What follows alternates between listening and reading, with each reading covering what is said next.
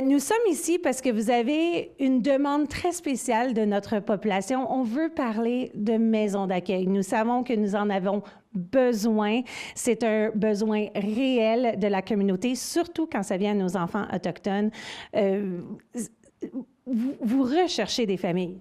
Oui, effectivement, nous recherchons continuellement, régulièrement, mais présentement plus davantage des familles d'accueil qui peuvent prendre soin de jeunes enfants autochtones qui doivent être placés en famille d'accueil soit régulière, soit banque mixte, et qui peuvent donner des services culturellement sensibles à ces jeunes-là. Il y a 2 points que vous avez mentionnés que j'aimerais mettre une lumière. La première, c'est qu'on dit famille d'accueil régulière, famille d'accueil banque mixte. Pouvez-vous nous donner la différenciation entre les deux? Bien, on regarde vraiment, on a souvent des enfants qui rentrent en famille d'accueil qui ont besoin d'un environnement stable et sécuritaire de courte durée. Alors, on a besoin des familles qui sont ouvertes à donner vraiment un environnement chaleureux et sécuritaire pour ces jeunes qui, éventuellement, vont retourner à la maison. C'est toujours notre souhait, c'est d'essayer de réunir les enfants à la maison avec leur famille. Alors, on a besoin de familles régulières qui sont capables de faire ça, mais on a aussi besoin des familles qui peuvent donner un environnement long terme, qui veulent élever un enfant à majorité, passer l'âge de majorité pour la vie. Alors, on regarde vraiment des familles de type banque mixte qui pourraient faire ça vraiment très long terme.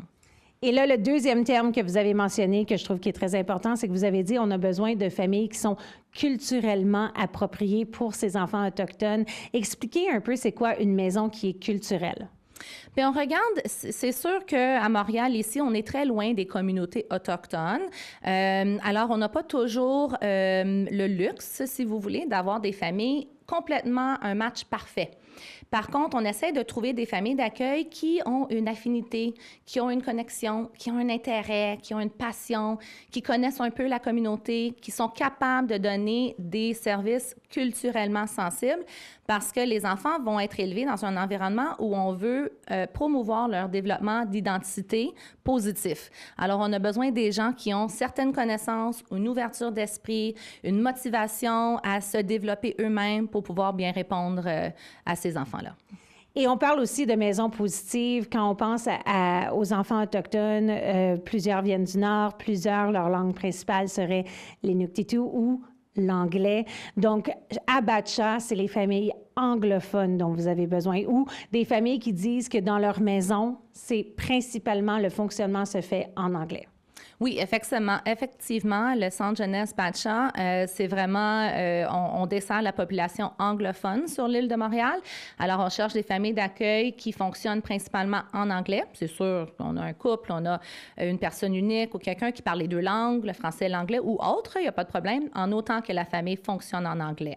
Et c'est sûr aussi, c'est encore mieux si on peut avoir des familles qui ont une connaissance de l'Inuktitut ou qui veulent l'apprendre ou qui sont ouverts à aider l'enfant à développer sa langue, mais l'importance de l'anglais est très importante, surtout, comme tu as dit, pour les enfants qui sont déplacés de leur communauté, pour assurer qu'ils sont toujours capables de communiquer avec leurs parents. On dit souvent que ça peut être épeurant de s'ouvrir culturellement. Vous dites, vous n'êtes pas nécessairement obligé d'être autochtone, vous pouvez avoir une affinité vers. Il y a des super belles organisations à Montréal comme Tacitiguit qui, justement, leur mission est de prendre des familles et les intégrer dans la culture autochtone. Donc, il y a des choses en place qui font en sorte que ces familles-là, on l'aide. Oui, effectivement. C'est sûr qu'on recherche vraiment des familles qui ont déjà une connexion, qui ont déjà une connaissance, qui ont déjà une affinité. On n'est pas là pour former des familles d'accueil parce qu'on ne peut pas faire ça. C'est une culture, c'est très riche. Mais on a absolument des belles relations, des belles ressources dans la communauté qui nous aident beaucoup, qui aident énormément les familles d'accueil à les connecter aux informations qu'ils ont besoin pour se développer eux-mêmes. Donc, à Batcha, anglophone, île de Montréal, si on a des enfants autochtones qui sont malheureusement, qui sont sur la rive sud ou qui sont sur la rive nord, ils contactent qui dans ce cas-là?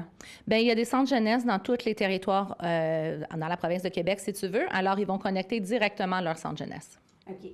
Et un enfant autochtone, on ne se mentira pas, malheureusement, il y en a beaucoup dans le système. C'est plus difficile de trouver des familles avec cette connexion autochtone-là que des familles allochtones? Oui, effectivement, parce qu'on n'est pas proche de la communauté. Alors, si on cherche Montréal, on a une population extrêmement diverse, très, très multiculturelle, fait qu'on est capable d'aller recruter des familles pour les différents groupes pour lesquels nos enfants sont en placement, mais on n'est pas proche des communautés autochtones, alors c'est plus difficile d'aller recruter et effectivement, on a une surreprésentation de jeunes autochtones en famille d'accueil. J'espère qu'il y a des gens qui écoutent ce soir, aujourd'hui, peu importe quand ils écoutent sur le web en ce moment, qui trouvent que leur maison serait une belle place pour que ces enfants puissent se développer culturellement, mais aussi avec amour. S'ils veulent devenir famille d'accueil, pouvez-vous leur dire comment? Oui, absolument. Ils peuvent appeler au Centre Jeunesse Batcha et demander pour la ligne de recrutement. Ils vont être bien suivis, ils vont être bien dirigés de comment faire application avec nous pour devenir famille d'accueil. Merci beaucoup. Merci beaucoup.